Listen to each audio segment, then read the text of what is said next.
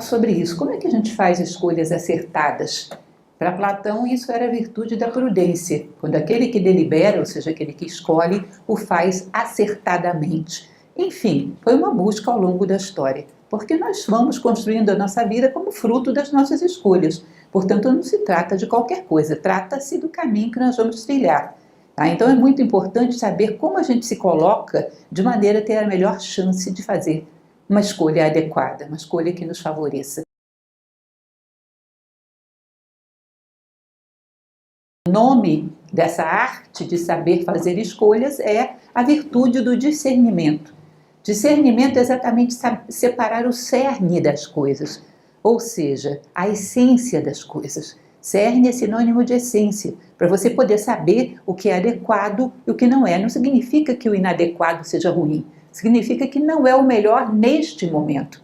Entendem? Mas para isso você tem que conhecer o cerne. Discernimento vem disso. Uma pessoa superficial que não está habituado a ir mais profundamente, a observar mais profundamente aquilo que a vida oferece, não tem muito como fazer escolhas bem feitas, escolhas acertadas.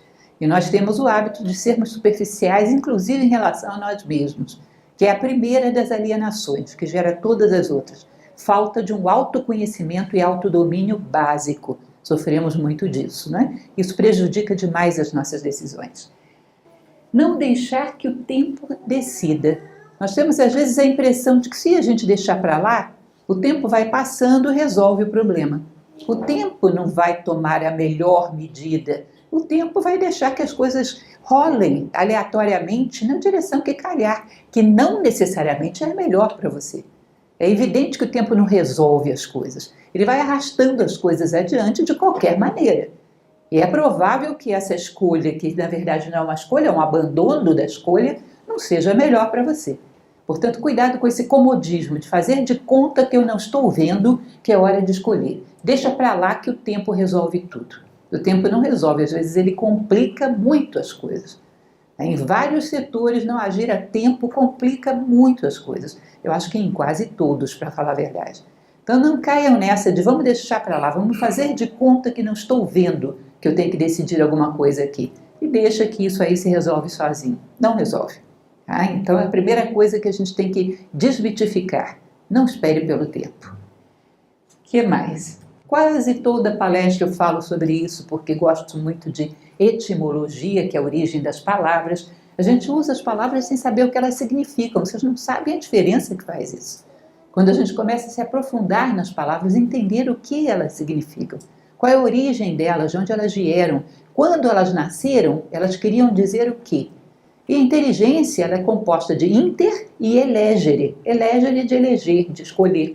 Ou seja, escolher dentre. Essa é a origem dela. Seria do latim escolher dentre.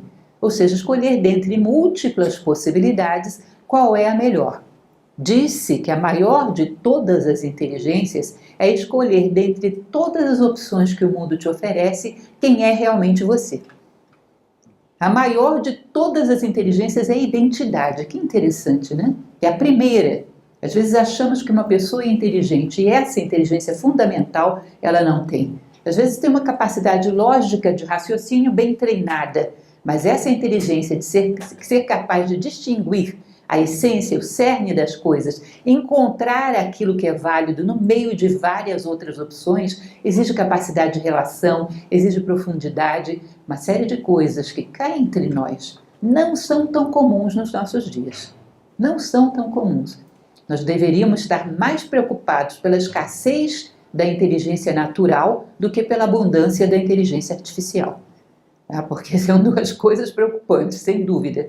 Inteligência é algo que a gente tem que desenvolver através de uma capacidade de aprofundamento e de capacidade de fazer relações.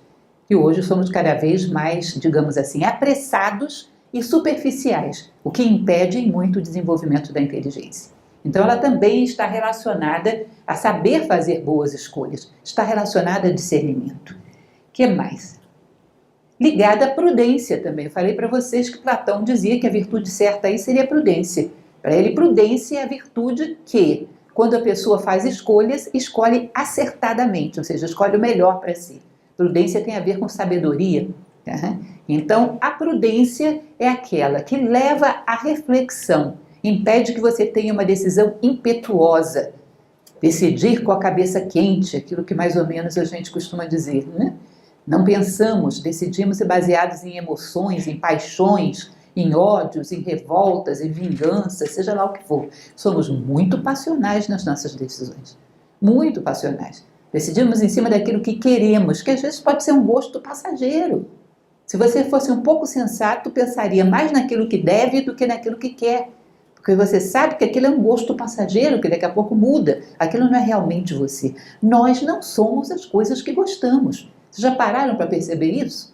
Muito daquilo que a gente gosta não foi escolhido por nós. Veio através de propagandas da sociedade, fomos induzidos por uma série de gostos coletivos. Se você parar para pensar de todas as coisas que você gosta, qual a que você realmente escolheu a partir de uma comparação que você fez, de um autoconhecimento profundo que você tem, o que se afiniza com esse autoconhecimento, você vai perceber que é quase nada, é muito pouco. A maioria das coisas foram induzidas pela massa, pela educação que recebemos, pelo momento histórico. Somos induzidos, damos 10 passos na rua e estamos sendo induzidos. A propaganda está para todos os lugares. A propaganda, às vezes, com uma série de recursos subliminares para que a gente seja influenciado sem que sequer perceba. Ela é muito eficaz, a propaganda. Passa para nós através de vias muito sutis e quando a gente vê, já tem uma escolha, já foi induzido por alguma coisa. Né? Então, pouco daquilo que a gente gosta tem alguma coisa a ver realmente conosco. Seria o ideal que fosse assim, mas em geral não é. Tá? Então, a prudência tem a ver com parar, pensar e agir. Ou seja, dar um tempo suficiente para fazer o que nesse tempo? Fazer uma reflexão. Virar-se para dentro, que é exatamente o que a gente vai falar na nossa tela seguinte. Prudência é filha da reflexão. A reflexão é vida interior. Virar-se para dentro e tentar imaginar. Quem sou eu? Eu sou Lúcia Helena, que tenho como objetivo de vida a fraternidade e a justiça. Portanto, tudo que se aparenta com fraternidade e justiça é bom para mim. Tudo que vai na direção contrária é ruim para mim. Portanto, baseado nesses princípios, nos valores que tenho, a coisa que tem aí fora mais parecida com aquilo que eu sou é tal coisa. Portanto, eu fiz uma decisão baseada numa reflexão interna, baseada em princípios e em valores escolhidos livremente, como sendo o símbolo da minha identidade. Minha identidade mais profunda está no horizonte. Nós vamos falar sobre isso já já. Tem a ver com o meu sentido de vida, aquilo que eu quero construir em mim mesmo. Então, a prudência é filha da reflexão. Você para, pensa, ou seja, pensa internamente e pega aquilo que é mais profundo em você, que está mais aproximado à tua identidade e compara com o que há do lado de fora. O que mais se assemelha, o que mais se aproxima disso. Aí você faz escolhas acertadas, você projeta o teu ser no mundo. Vai fazendo escolhas coerentes com aquilo que você quer construir, com aquilo que você quer chegar a ser. Tá? Então, um homem prudente necessariamente é um homem que tem identidade. Senão ele vai parar e pensar em quê? Prudência não é simplesmente parar, pensar, agir. Pensar em quê? Pensar no que todo mundo está fazendo? Isso não é prudência. Você consultar o gosto coletivo, né, a massificação, o que o pessoal chama de normose, todo mundo escolhe por tendências coletivas. Isso não é prudência. Prudência é parar e pensar profundamente em si próprio, na tua própria identidade, porque senão não adianta parar para pensar. A decisão impulsiva dá no mesmo. Você vai ser influenciado do mesmo jeito pelo que todo mundo faz. Certo? Não é que eu seja contra, vejam bem, para não passar essa impressão. Eu não sou contra fazer o que todo mundo faz, contanto que o que todo mundo faz esteja certo.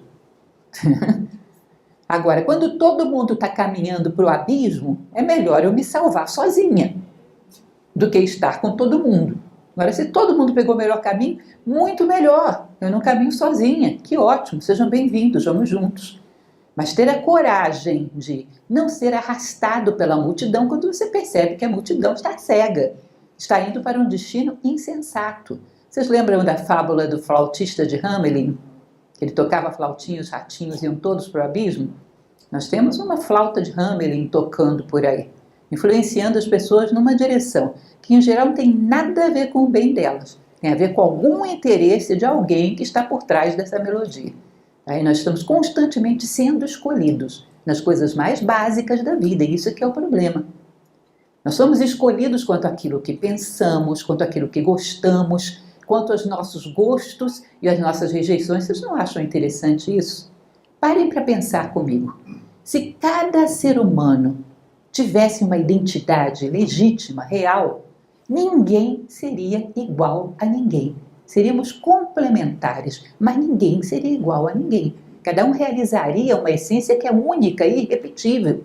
Como dizia o imperador Marco Aurélio, a perda de um único ser humano me empobrece, porque é um universo ímpar e irrepetível com o qual eu deixei de travar contato.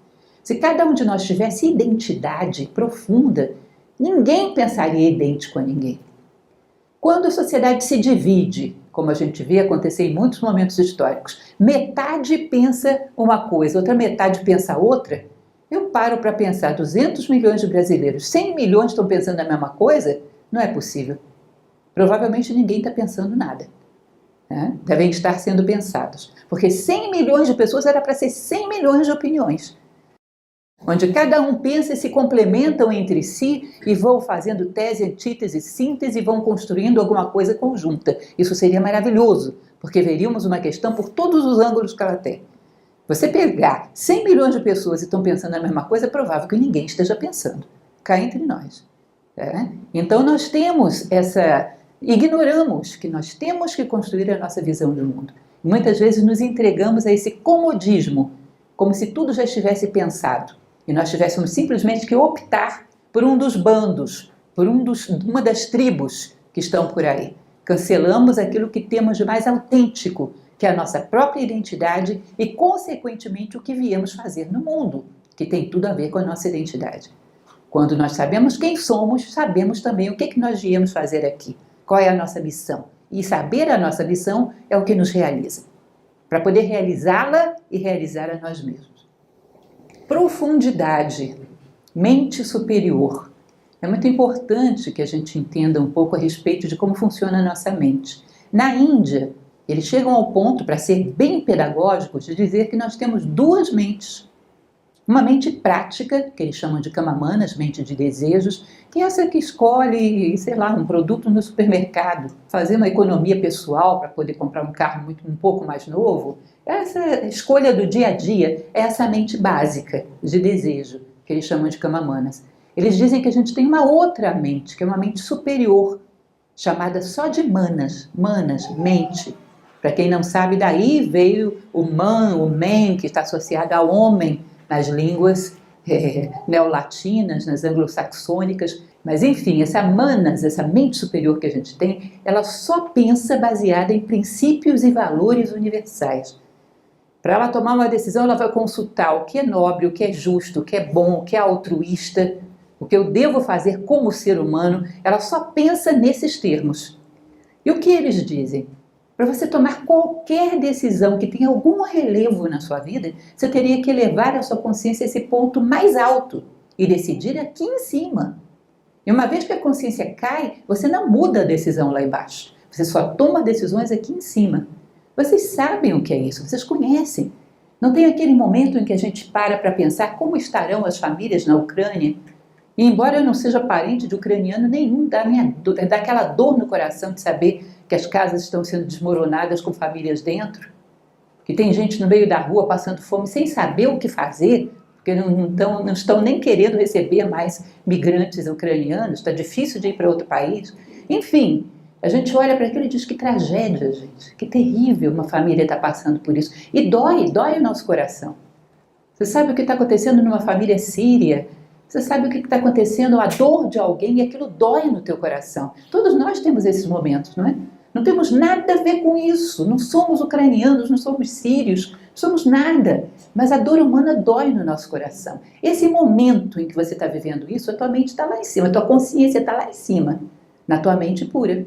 Consciência como um elevador, né? Ela subiu e está lá na mente pura. Você já imaginou nesse estado de consciência você tomar todas as decisões da sua vida? Fundamentada em princípios e em valores elevados, e quando a consciência cai, não mudar essas decisões? Isso seria a melhor e a mais humana forma de decidir. Qualquer coisa que tenha algum grau de importância, deixa eu parar, elevar a minha consciência e decidir aqui. Decidir como ser humano. Não fundamentado em egoísmos, não fundamentado em comodismos, nada disso. Fundamentado em valores, em princípios, naquilo que eu tenho de melhor. Conta-se uma história que Platão, olha, eu não estou falando de qualquer pessoa, Platão é provavelmente o maior filósofo da história, um grande homem, que realmente foi uma linha divisória no pensamento humano, fundamental Platão para a história da filosofia. Platão um dia, na casa dele, um dos seus criados, cometeu algum erro muito grave, que ninguém conta o que foi. E ele ficou muito afetado por aquilo. Aí ele saiu de casa, foi até a sua escola, que era a academia, pegou o seu sobrinho Espeusipo e disse: vai lá em casa e julga fulano, porque nesse estado de consciência que eu estou, eu me recuso a julgar. Percebem que coisa bonita? A humildade de saber, nesse momento minha consciência caiu demais, eu não julgo ninguém a partir desse nível de consciência. Aqui onde a minha consciência está, eu de forma alguma tomo decisões ou faço julgamentos. Como é bonito isso! Como é bonito! Nem Platão consegue estar com a consciência tão elevada assim o tempo todo, às vezes se deixa afetar. Né? Mas ele sabe perfeitamente que seria uma injustiça terrível decidir com a consciência lá embaixo. Estaria decidido por vingança, por ódio e não por justiça. Então ele pega uma pessoa que não tinha nada a ver com isso, não tinha por que estar abalado para ir lá ouvir a história e tomar a melhor decisão, a mais justa de todas. É assim, isso deveria ser o nosso principal guia para decisões. Sempre consultar aquilo que a gente tem de mais nobre, mais elevado. Aquele ponto que a gente conhece, a gente sabe que a nossa consciência passa por lá de vez em quando. Esse ponto é sagrado. Você deveria tomar as suas decisões a partir dele. Você mergulha dentro de si próprio para achar a direção. Continuando, capacidade de observação, saber diferenciar. Existe uma coisa que tem a ver com a nossa superficialidade, com a nossa falta de autoconhecimento. É como somos dispersos nos dias atuais, incapazes de estar atentos aos detalhes da vida. Uma vez eu peguei os meus alunos, numa turma de filosofia, sem maiores avisos, peguei eles e falei: quanto tempo vocês trabalham no mesmo lugar? Um trabalhava 10 anos, outro 20, outro não sei quanto tempo. No mesmo lugar? É, no mesmo lugar. Me descreve agora como é o teto da sua sala de trabalho. Como é a luminária? Tem sanca ou os acabamentos são retos? Como é o teto? Vocês acreditam que ninguém lembrava? E trabalhava 20 anos dentro daquela sala? Você pode achar uma besteira ficar olhando para o teto. Não é uma besteira ser detalhista. Olhar para o requinte das coisas da vida, porque é assim que você conhece as coisas. Ter requinte, ter essa capacidade de observação. Eu sempre recomendo, inclusive, que as pessoas exercitem um pouco ouvir música instrumental, ouvir música clássica, para perceber quando entra um instrumento, quando sai outro, para poder depurar um pouco essa sua atenção. Porque a vida é cheia de requintes e detalhes que são muito importantes. E a partir disso também você pode ver coisas que podem te ajudar a tomar uma decisão acertada. Então, num determinado momento, digamos, eu sou chefe de uma seção, tenho que decidir entre esses 4 funcionários qual deles vai assumir uma postura de liderança, uma postura de responsabilidade. Aí eu olho e vejo, bom, todos 4 são produtivos, mas além disso eu não sei mais nada deles. Eu sei que são produtivos porque me entregam o trabalho e eu vejo que foi feito. Mas além disso, não sei nada deles. Talvez nunca tenha olhado nos olhos deles profundamente. Não preciso. Digo bom dia de cabeça baixa e pronto, executo os procedimentos de trabalho. Eu acho interessante que às vezes em todas as profissões, não estou querendo aqui acusar ou discriminar, em todas as profissões, mas particularmente uma coisa que me chama a atenção é às vezes numa consulta médica. Você vai e a pessoa não olha para você. Eu acho isso incrível. Já aconteceu comigo, não olha para você. Só fica ouvindo os sintomas e anotando alguma coisa. Em todas as profissões hoje acontece isso, porque o homem está muito disperso. Como eu posso tomar decisões em cima de coisas que eu não conheço? Eu não tive o requinte de olhar para as pessoas à minha volta, olhar para os ambientes à minha volta e tentar descobrir esse mistério que é o outro. Olhar nos olhos, não ter medo de olhar nos olhos do outro. A gente em Nova Acrópole, quando faz curso de oratória, fala muito sobre isso, de olhar nos olhos das pessoas. Então, essa questão de não olhar, de não ver, de não se aprofundar, de não se interessar por nada. É incrível isso. Depois eu tenho que tomar uma decisão, não conheço as coisas à minha volta. Não tenho profundidade em nada. escolhe tal coisa, uma sala para você ficar. Sei lá se essa sala é pior ou melhor que a minha. Nunca prestei atenção na minha. Não presto atenção em nada na vida. Da minha casa para o meu trabalho. Passo por lugares onde tem um jardim, onde tem flores, onde tem pessoas passando, levando seus filhos para a escola. O que eu vi? Não vejo nada. Não vejo nada. Fico no piloto automático só pensando em 1000 coisas que têm a ver com o meu trabalho, com o que eu vou fazer quando chegar em casa. Ou seja, eu ignoro o mundo como se ele não tivesse nada de importante a me dizer. Vocês acham que isso é uma boa estratégia para a pessoa ter critério para decisões? Ele não sabe o que são as coisas. Ele não sabe o que são as pessoas. É uma superficialidade onde evitamos os olhos do outro. Evitamos nos aprofundarmos como se isso gerasse algum tipo de compromisso. E gera mesmo. Você olha nos olhos do outro, você gera um certo compromisso de coerência, de transparência, de ser verdadeiro nas coisas que você está dizendo. Gera esse compromisso e a gente foge dele, ficando na superficialidade. Então, essa necessidade de desenvolver uma capacidade de observação, ser capaz de diferenciar, para que aí você possa ser realmente um fator de soma, tomar decisões adequadas, que beneficiem a si próprio, que beneficiem o outro, com conhecimento profundo do outro. Capacidade de previsão também é um elemento muito necessário para tomar decisões. Você ter o tempo todo na sua mão. O que é ter o tempo todo na sua mão? Tempo é passado, presente e futuro. E a gente tem 3 virtudes que nos permitem ter o tempo na nossa mão. Passado, memória, presente, atenção e futuro, imaginação. Às vezes a gente vê numa crise, sempre acontece isso. Você vai pegar aquela revista Exame, tem um monte de empreendimentos que foram para o buraco na crise. E tem um cidadão sozinho que está subindo. Não viram isso? Alguém que previu mais ou menos o andamento da crise a partir das outras crises que já viveu. Então, a crise tem um andamento mais ou menos previsível. Eu lembro do passado, eu tenho memória. E no presente eu estou atenta para ver esses fatores que foram decisivos no passado, quando é que eles surgem no palco. A crise começou a se resolver quando começou a aparecer esse fator. Estou atento, estou vendo o que está acontecendo. E a partir dessa minha observação, da minha memória do passado, essa observação dos fatores que estão se movendo no presente, eu projeto através da imaginação algo bastante acertado, uma consequência bastante lógica daquilo que eu estou vivendo. Então eu tenho os 3 tempos na minha mão, uma capacidade de tomar decisões com clareza muito boa. Isso dentro do mercado, por exemplo, de empregos, é um CEO, é um executivo muito valorizado. Ele sabe lidar com o tempo através dessas 3 virtudes, que mais uma vez é difícil, porque somos desatentos, né? Então a nossa memória só grava meia dúzia de coisas. No nosso presente estamos atentos só àquelas coisas que a gente gosta, que a gente recortou, elegeu, né? Picotou o mundo e só olha para meia dúzia de coisas. E o futuro somos de uma falta de capacidade de imaginação que não é brincadeira, porque se ignoramos o passado, como é que vamos imaginar o futuro? Baseado em quê? Quais são as premissas de que partimos para poder imaginar o futuro? Enfim, esse é um elemento que também é muito importante. Memória, atenção e imaginação. Te ajudam muito a fundamentar uma boa decisão. Fugaz e duradouro. Nós temos uma tendência, nossa, eu estou o tempo todo falando dos nossos defeitos. Não estou querendo dizer que a gente só tem defeitos, mas estou querendo dizer que tem algumas arestas para aparar. Você percebe que nós vivemos uma sociedade imediatista.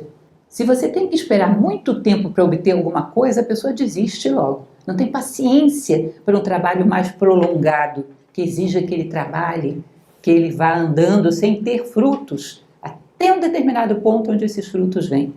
Nós não temos paciência para isso, nós queremos resultados rápidos para tudo.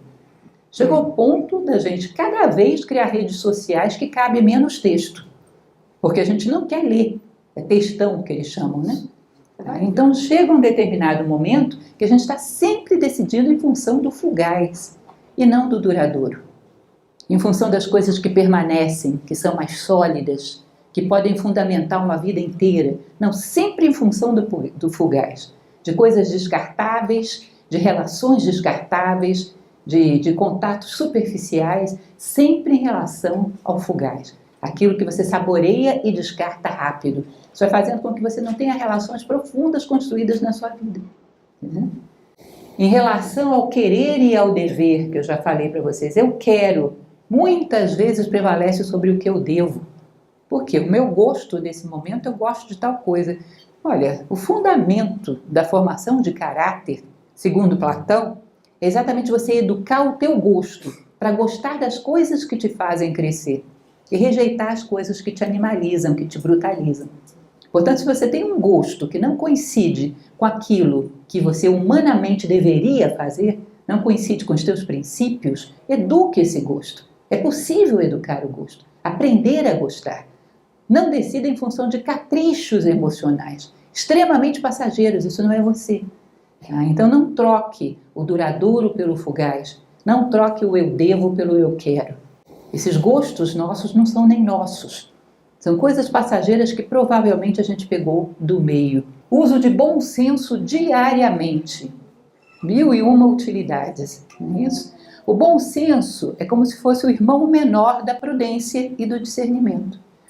Como é que eu vou tomar uma decisão acertada no momento em que surge uma questão de peso na minha vida, uma questão significativa, se nas minhas decisões bobinhas do dia a dia eu decido de qualquer maneira? Se um país, por exemplo, vai à guerra, como acontecia com as nações do passado, ele tem sucesso se ele só treina para a guerra quando começou, ou é aquele que treina todos os dias é que tem chance de ser vitorioso? Que treina no tempo de paz? É lógico, sempre foi assim, os espartanos treinavam todos os dias, na hora que ia para a guerra ninguém vencia deles. Não é assim? Você vai tomar boas decisões só pensando em decisão na hora das grandes decisões? E no dia a dia fazendo qualquer coisa? Não, pense. Pense quando você entra dentro de um supermercado. Esse bem que eu estou comprando, eu realmente necessito disso? Eu sempre usei isso? E quando eu não usava, me fazia realmente alguma falta? Por que eu estou colocando tantas coisas dentro da minha casa? Qual vai ser o futuro dessas coisas? Há realmente um espaço para elas dentro da minha casa? Ou isso vai ser uma coisa que em pouco tempo vai estar dentro da lixeira? Um desperdício de trabalho, de recursos. Por que eu estou somando para uma indústria de supérfluo que não tem nada a ver com isso? Por que eu não compro só aquilo que eu realmente necessito? Uma atitude de bom senso para você ter diante de uma prateleira de supermercado. Uma coisa simples, uma coisa extremamente simples. Eu vou jogar alguma coisa fora na minha casa. Realmente é para jogar fora isso? Isso não teria uma possibilidade de ser reaproveitado? Não, porque eu quero um modelo novo. Que diferença tem esse modelo novo? Ele vai me beneficiar mais do que esse modelo antigo? Em quê? Ah, porque a geladeira do ano tal foi lançada, tem tal função. Você precisa mesmo de tal função? Isso está fazendo falta na sua vida? Se o aparelho está bom, está funcionando, por que cargas d'água eu tenho que trocá-lo? Porque o modelo tal é mais novo. Você precisa desse mais novo para quê? Sendo que você mesmo está ficando mais velho a cada ano que passa. Por que precisa disso? Por quê?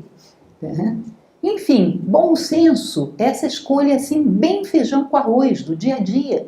As decisões que tomamos em relação às coisas, de respeitar os objetos que nos servem, de reaproveitar as coisas ao máximo, de ter uma noção de quais são as minhas reais necessidades, de saber tratar as coisas com princípio de economia. Acertos e erros geram experiência, certo, geram mesmo, contanto que você reflita sobre eles. Fiz uma escolha péssima, realmente me dei mal, como se diz, né? Fiz uma escolha péssima. Vou refletir sobre isso para não fazer a mesma bobagem de novo. O que me levou a fazer essa escolha? Eu tomei uma decisão impensada. Por que eu não pensei antes de tomar uma decisão? Eu sou um ser humano, homo sapiens. Eu tinha que pensar antes e não pensar depois. Existe, inclusive, na mitologia grega, dois seres, né? Um herói e o outro anti-herói, que era Prometeu, aquele que pensa antes, e Epimeteu, aquele que pensa depois, era o insensato. Nós somos feitos para pensar antes das coisas. Por que eu fui impulsivo? Eu me baseei em quê para achar que isso era bom para mim? Agora eu estou atenta. Esses fatores que me alienaram não vão me alienar mais. Nesse buraco eu já não caio mais. Portanto, esse fator eu aprendi, assimilei. Esse tipo de erro eu não cometo mais. Se você erra e não reflete, Você vai voltar a errar no mesmo ponto e da mesma maneira. Então não adiantou nada a experiência. Você acha que a experiência simplesmente você amadurece porque viveu? Não, se você não amadurece, se você não reflete em cima do que viveu, vai ficar repetindo a mesma experiência 1000 vezes. Não amadurece coisa nenhuma. Fica naquele infantilismo de quem está eternamente errando no mesmo ponto, na mesma coisa. O erro, ele não é tão mal quando ele nos previne para erros maiores no futuro, quando eu aprendo com ele. Agora, quando eu só fico contrariado e continuo andando da mesma maneira, o erro não adianta nada. Foi um prejuízo inútil que você vai voltar a repetir. Certo? Então, vejam em que vocês fundamentaram a sua decisão que foi um erro. E procurem não repetir da mesma maneira com a mesma fundamentação. Aí sim, a experiência começa a somar. Essa boa conselheira. Esse é o imperador Marco Aurélio, estoico. Alguém tem algum palpite de quem ele dizia que era boa conselheira? A morte. Essa mesmo, a morte. Tome a morte como conselheira. É uma maravilha, gente. Não fique com medo, não. Ela não vai vir mais depressa porque você a tomou como conselheira. Pergunte para a morte, se eu fosse morrer amanhã, que escolha eu faria agora? Isso automaticamente vai pegar a tua consciência e vai levar lá para a mente superior. Faria decisões que somassem para a minha vida, que fossem boas para as pessoas, que fossem boas para mim, que fossem coerentes com os meus valores. É claro, é só você fazer essa pergunta, que automaticamente a mente vai sair daqui de baixo e vai lá para cima. Não sei se conhecem esses conceitos de Carl Jung, que ele falava do self e do ego. O self como algo maior, mais profundo no homem, e o ego como esse cotidiano que trabalha pela sobrevivência. Quando nós tomamos a morte como conselheira, na hora a nossa consciência sai do ego e vai para o self, vai para algo mais profundo. E você decide em função de coisas mais elevadas, mais você mesmo. Portanto, Confúcio, também ele tem algo a falar sobre a prudência, que é a arte também de tomar boas decisões, né? Decisões refletidas, bem pensadas. Ele dizia o seguinte: o homem sábio é aquele que pensa 2 vezes antes de decidir. Se ele pensa uma só, ele é imprudente. Se ele pensa 3, ele é um tolo. Percebe isso? A medida certa para você refletir e tomar uma decisão. Se eu não penso o suficiente, eu sou impulsivo, estou decidindo por paixões, por qualquer coisa. Se eu penso demais, eu estou procrastinando, fantasiando, adiando o fato de tomar uma decisão com 1000 coisas na cabeça e nunca tomo essa decisão. É o típico procrastinador. Ah, mas se acontecer tal coisa? E se não sei o quê? E se fulano se meter e disser tal coisa? E se não sei o quê? E o tempo vai passando, ele não decide nada. Esse é o que pensa demais, aquele que adia, o procrastinador. Está pensando demais. Tem que pensar na medida certa para tomar a decisão acertada. Tá? Sem adiamentos e sem precipitações. É o que ele está querendo dizer. Isso é o exercício da prudência. Quando eu adio demais é porque eu não estou querendo decidir nada. E quando eu sou precipitado, eu não estou me importando muito com o que vai acontecer no meu futuro. Estabelecer um ideal. Isso, apesar de ser um dos nossos últimos conselhos, não é menos importante. É talvez o mais importante de todos. Tem muito a ver com outras coisas que já falamos para trás. Quando eu estabeleço um ideal, onde eu quero chegar com tudo isso, quem eu quero ser no último dia da minha vida, o que eu quero construir com a minha vida, eu sei que as coisas que me levam para lá são boas, as coisas que me afastam de lá são más. Existe um exemplo que deve ser o mais batido de todas as palestras que eu já dei, todo mundo que já assistiu a uma palestra minha conhece. Eu começo a caminhar e pergunto para as pessoas, eu estou indo na direção certa ou na direção errada? As pessoas me perguntam, depende de para onde você quer ir. Digamos que eu queira chegar no quadro branco, agora está certo, agora está errado, não é assim? E se eu não quero chegar em lugar nenhum, o que é o certo e o errado? Percebe que você não tem como fazer escolha se você não quer chegar em lugar nenhum? Vai escolher baseado em quê? No que todo mundo está fazendo. O que é certo, o que é errado para quem não sabe onde quer chegar? É o que todo mundo está fazendo. O que é justo, o que é injusto, é o que é corrupto, o que é íntegro, o que é bem, o que é mal. Não tem como tomar decisões desse tipo. Porque é o teu referencial que te dá essa medida. Eu não tenho referencial, não quero chegar em lugar nenhum. Baseado em que suas decisões? Em quê? Provavelmente no que todo mundo faz. Muito provavelmente. A partir do momento que você delineia claramente onde você quer chegar com a sua vida, que tipo de ser humano você quer ser, o que você quer fazer pelo mundo, o que você quer fazer pelo próximo, ou seja, aquela velha frase que também sempre cito, certifica-te de que és fator de soma para as pessoas de cujas vidas participas. Ou seja, eu sou fator de soma, as pessoas porque conviveram comigo se tornaram um pouquinho maiores. O mundo ficou um pouquinho maior porque eu existi. E eu cresci um pouquinho ao longo da minha vida, ou seja, eu fiz diferença. Eu fui fator de soma, não vivi em vão. Se você quer isso, se isso é importante para você, coloque isso como meta, porque senão não vai acontecer. Aleatoriamente você vai andar em círculos, não vai chegar a lugar nenhum, não vai construir nada. Nós achamos que temos que construir muitas coisas. A construção fundamental que a gente tem que fazer é a construção de nós mesmos. Você tem que colocar isso como meta, o produto pronto, que ser humano eu quero ser. Porque aí você tem uma referência de direção. O que me aproxima disso é bom, o que me afasta é ruim. Quantas decisões insensatas teriam sido evitadas se as pessoas tivessem o ideal?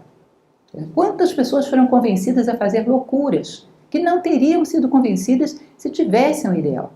Nós vimos aquele acidente lá das Torres Gêmeas nos Estados Unidos, que pessoas foram convencidas a achar que se jogassem aquele avião contra aquelas torres, isso beneficiaria de alguma maneira o mundo. Se elas tivessem um ideal claro de valores, não cairiam nessa. Como é que matar pessoas pode me tornar mais humano? Muito pelo contrário, isso vai me levar para trás. Se eu tenho um referencial fundamentado em valores humanos, não cairiam em manipulações desse tipo, que caíram ao longo da história. Aqueles que derrubaram a Bastilha, aqueles que entraram muitas vezes em guerras como mercenários. Ao longo da história, houve pessoas manipuladas porque não tinham a capacidade de tomar boas decisões. Sabe por quê? Porque não queriam chegar em lugar nenhum. Portanto, não tinha uma referência de direção que lhes permitisse dizer, para lá não. Isso contraria a minha identidade, contraria os meus princípios. Então, é um dos elementos fundamentais. Para fazer boas escolhas, decida o seu ideal. O que você quer ser, onde quer chegar com tudo isso. Isso é um elemento fundamental. Se você gostou do vídeo, curta, comente e compartilhe. Se você não for inscrito, inscreva-se. Muito obrigado por assistir até aqui e até o próximo vídeo.